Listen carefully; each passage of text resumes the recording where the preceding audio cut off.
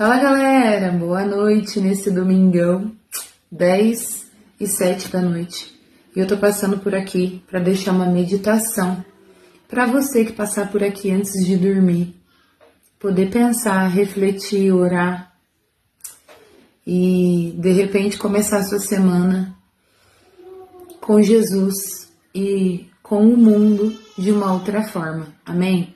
A gente vai meditar no texto sobre o jovem rico que está lá em Marcos, capítulo 10, do versículo 17 ao versículo 22. Marcos, capítulo 10, do 17 ao 22. Então, bora para a leitura.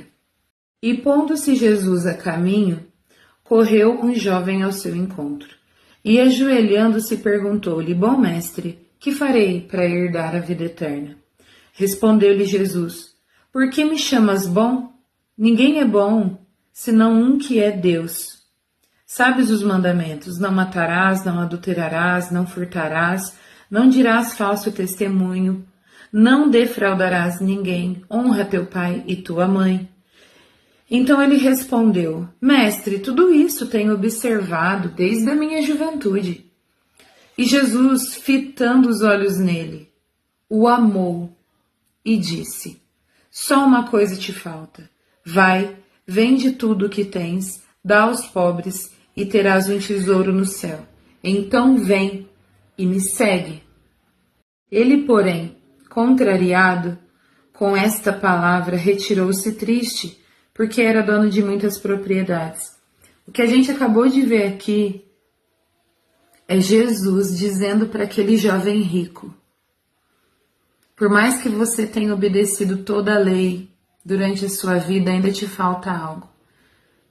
Abre mão de tudo isso no que você se apega. Abre mão de tudo isso que você tem amado mais do que a Deus, mais do que a si mesmo. Abre mão de tudo isso, sabe? Vende tudo, dá para os pobres, porque você vai ter um tesouro no céu. Você vai ter um tesouro no céu. Vem e me segue. Mano, Jesus estava chamando esse jovem rico para ser um discípulo dele, para andar com ele. É isso que Jesus está falando para ele aqui. Tanto, manos, o que a gente vê? A gente vê um jovem que ama muito mais as conquistas materiais que ele teve. Fala aqui que ele era dono de muitas propriedades. E essas propriedades se tornaram o Deus verdadeiro da vida desse jovem. E talvez você não seja dono de muitas propriedades como esse cara aqui, que Jesus disse: vende tudo, dá para os pobres, você vai acumular tesouros no céu, vem e me segue, seja meu discípulo, me segue. Ele teve oportunidade de ser um discípulo de Jesus, de aprender diretamente de Jesus, de pertinho. E ele abriu mão de estar com o Rei dos Reis, com o Senhor dos Senhores, de acumular tesouros eternos para ficar preso no tesouro que ele tinha aqui na terra. Porque o verdadeiro Deus dele era as posses. Tanto, manos, o que a gente vê? A gente vê um jovem que ama muito mais as conquistas materiais que ele teve. Fala aqui que ele era dono de muitas propriedades. E essas propriedades se tornaram o Deus verdadeiro da vida desse jovem. E talvez você não seja dono de muitas propriedades como esse cara aqui, que Jesus disse: vende tudo, dá para os pobres, você vai acumular tesouros no céu, vem e me segue, seja meu discípulo, me segue. Ele teve oportunidade de ser um discípulo de Jesus, de aprender diretamente de Jesus, de pertinho. E ele abriu mão de estar com o Rei dos Reis, com o Senhor dos Senhores, de acumular tesouros eternos para ficar preso no tesouro que ele tinha aqui na terra. Porque o verdadeiro Deus dele era as posses. Nós vemos aqui que Jesus o amou. Jesus fitou os olhos nele. Jesus parou um momento e olhou para ele. Olhou para a alma dele. E com certeza Jesus viu muito potencial. Jesus viu tudo que ele poderia aprender, tudo que ele poderia se tornar, se ele abrisse mão daquele ídolo do coração dele, que eram as riquezas dele, as conquistas materiais, as conquistas financeiras. Com certeza ele era conhecido, porque ele era rico, porque ele tinha posses. Então pode-se dizer que ele tinha popularidade, que sabiam muito bem quem ele era. Mas a idolatria dessas riquezas tirou o trono de Deus do coração desse jovem. E quando ele vê que para ele de fato, ele achava que o fato dele ser muito obediente à lei escrita, a lei de Moisés, né? O fato dele ser muito obediente a cada lei, a cada questão que o judeu prezava, ele achava que pelas obras dele, pela obediência à lei, seria suficiente. Eu acredito que ele chegou para dizer isso para Jesus e tipo pensando, eu vou ser elogiado. Jesus vai ficar feliz comigo, porque ele vai saber que eu sou super obediente a toda a lei, né, de Moisés. Mas ele questiona, como que eu faço para ter a vida eterna? E Jesus mostra para ele que era muito além do que aquilo que ele achava que já era suficiente. Era necessário não só obedecer a lei, era necessário amar ao Senhor em primeiro lugar. Era necessário que Deus, que Jesus em pessoa que estava ali diante dele, era necessário que ele desse o coração dele, o trono do coração dele, para Jesus se assentar. Era necessário que ele permitisse que Jesus tirasse fora, lançasse fora tudo aquilo que ele achava que tinha valor na vida dele, tudo aquilo que ele achava que era importante na vida dele. E que diante de Deus, para o reino de Deus, perante os propósitos de Deus para a vida dele, com todo o potencial que Jesus via nele, tanto que chamou ele para ser um discípulo, e isso não é pouca coisa. Jesus viu muito além, mas era necessário ele confiar e permitir que todas as outras coisas saíssem fora para Jesus entrar. Mas o que a gente vê não é isso, o que a gente vê é que ele, porém, contrariado com essa palavra, retirou-se triste, porque era dono de muitas propriedades. Ele saiu contrariado. O que é a gente ser contrariado? É a gente querer uma coisa e vir alguém e declarar outra coisa, pedir outra coisa. É a gente querer ter razão em algo e alguém nos contrariar. E mais do que isso, não só contrariar por contrariar, mas contrariar de tal forma que a gente não tem como negar que aquilo ali é o certo. Esse jovem, ele foi contrariado por Jesus, ele não tinha o que responder, ele não tinha como dizer, não, Jesus, não é bem assim. Não tinha como ele discutir com o Senhor, não tinha como ele bater boca com Jesus. Geralmente, quando a gente é contrariado, principalmente a galera mais jovem, quando contrariado, quando escuta alguma coisa que não gosta muito, quando toma um puxão de orelha ou quando precisa de um aconselhamento mais firme, mesmo quando acha que não precisa, porque acha que sabe de tudo, que tem tudo sob controle, só que não, na maioria das vezes, vocês acham que tem tudo sob controle, mas na realidade está tudo descontrolado. E é por isso que nós temos pastores, pais, mães, líderes de jovens, né? Discipuladores para nos ajudar. É presente de Deus isso para a tua vida, mano e mina aí do outro lado. Se você não valoriza isso, valorize. É cuidado de Deus na tua vida. Nós temos o Espírito Santo para vir e dar uns puxões de orelha, uns sacodes.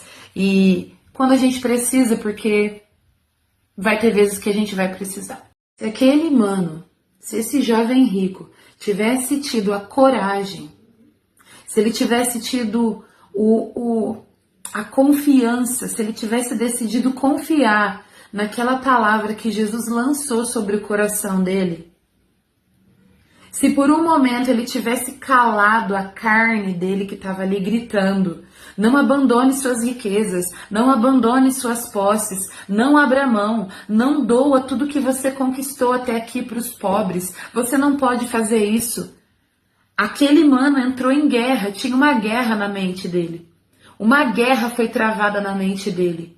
Entre o Espírito falando, entre Deus falando e a carne dele, a ganância dele falando. E a gente viu que a ganância venceu. O ídolo do coração dele venceu. Aquilo que roubava o lugar de Deus na vida dele venceu, mas poderia ter sido diferente. Anos poderia ter sido diferente. O desfecho dessa história aqui poderia ter sido diferente. Ele poderia ter sido um dos discípulos. Ele poderia ter cumprido os propósitos do Senhor. Ele poderia ter sido como Pedro, ele poderia ter sido como Paulo, ele poderia ter sido como todos aqueles que tiveram a coragem de responder para Jesus: Senhor, eu aceito o teu chamado. Você tá ouvindo minha nenê no fundo, tá na hora do soninho, então ela chora, tá lá com o papai. Então, não liga não. Bora focar no que tá acontecendo aqui. Se ele tivesse tido essa resposta para o Senhor, ele poderia ter impactado o mundo. E sabe de uma coisa? A gente não é muito diferente. A gente pode aplicar esse texto para nós agora, nesse tempo, nesse momento. Porque esse jovem aqui, ele tinha um ídolo no coração dele, que era a sua riqueza, seu dinheiro, suas posses, e ele não quis abrir mão, porque ele amava demais aquilo que ele tinha, e ele amou tanto aquilo que ele tinha, que era bem material, que ele ia morrer e ia ficar aí para outras pessoas, que ele não conseguiu entender o valor e o peso de glória daquilo que Jesus estava oferecendo para ele. E hoje, Jesus olha para nós e ele fita os olhos dele em nós também, nesse momento. Nesse momento que você está vendo esse story, Jesus fita os olhos em você. Jesus fita os olhos dele em mim. E ele quer saber de mim e de você. Será que a gente está disposto a abrir mão de tudo por ele? E ele quer saber de mim e de você. Será que a gente está disponível para cumprir a vontade dele, o chamado dele de verdade? E cumprir o chamado, cumprir a vontade, cumprir os propósitos de Deus, não é simplesmente você estar presente em todos os cultos da igreja, não. Faz parte? Faz, mas não é só isso. É muito além, é muito mais profundo. Deus quer mostrar, revelar, ensinar e nos encaminhar de uma maneira muito mais profunda. Será que você está disposto ou disposta a abrir mão desse teu namoro imaturo e cheio de imoralidade sexual para se santificar para o Senhor? Será que você está amando Jesus de tal maneira que não é da boca para fora? Será que você realmente ama Jesus da maneira que você gosta de cantar que ama Jesus? Da maneira que talvez você dance para Jesus dizendo que ama Jesus? Da maneira que talvez você procure pregar a palavra da sua forma, do seu jeitinho, dentro do seu entendimento aí, para os seus amigos, na sua escola, sei lá, no seu time de futebol, de natação, com a galera da sua vizinhança? Será que é tudo isso mesmo? Será que isso é verdade? Será que você pode entregar o seu vício em assistir séries e filmes pornográficos? Será que você pode abrir mão desse ídolo? Será que você pode abandonar isso para seguir Jesus? Para permitir que ele se assente no trono do teu coração? Será que você pode abrir mão do seu ídolo, da popularidade? Será que você consegue abrir mão do aplauso das pessoas? Será que você consegue abrir mão de todo mundo te bajulando, de todo mundo puxando o seu saco o tempo todo? Porque se você não for elogiado 10 vezes numa mesma semana, às vezes no mesmo dia, pela galera com quem você convive, você já começa a achar que tem algo estranho, tem algo de errado, já começa a se sentir mal, já começa a se vitimizar, porque parece que as pessoas não estão se importando muito com você, porque você é a última Coca-Cola do deserto. E todo mundo tem que dar um sinal para você de que está te vendo, está te enxergando, está te percebendo, está vendo que você está ali, porque se não reagir a você, é o fim. Será que você pode se contentar com Jesus fitando os olhos dele em você? Será que você pode se contentar com a atenção e com a presença de Jesus nos teus dias? Será que Jesus, ele pode ocupar esse lugar na tua vida, na tua história, no teu coração, de seu melhor amigo, seu conselheiro, seu pai, seu mestre, seu Senhor, o rei do teu coração, o dono dos teus dias, o Senhor da tua história? Será que você pode se alegrar por saber que Jesus te olha, te vê, te enxerga, te ama e que Ele quer mudar a tua história? E que Ele te valoriza? Mesmo que seus amigos, talvez até sua família, um namorado, sei lá, um melhor amigo, uma melhor amiga, se esqueçam de você, Ele jamais te esquece. Será que você pode, nessa noite, ou nessa manhã, ou nessa tarde, eu não sei em que momento você vai ver esse story, será que você pode fazer o que esse jovem rico não fez? Em Marcos 10, do 17 ao 22? Lê mais uma vez. Lê com atenção, lê com calma. Não se contenta apenas com eu lendo aqui uma vez no story. Come essa palavra, mastiga essa palavra. O F-Hop Music tem uma música que se chama Indesculpável. E lá fala: eu como um rolo, leio um livro, medito na tua lei, dia e noite. Não se contente com migalhas da palavra. Medita na palavra, come a palavra, mastiga a palavra, engole a palavra, pratica a palavra, deixa Jesus ministrar. Nós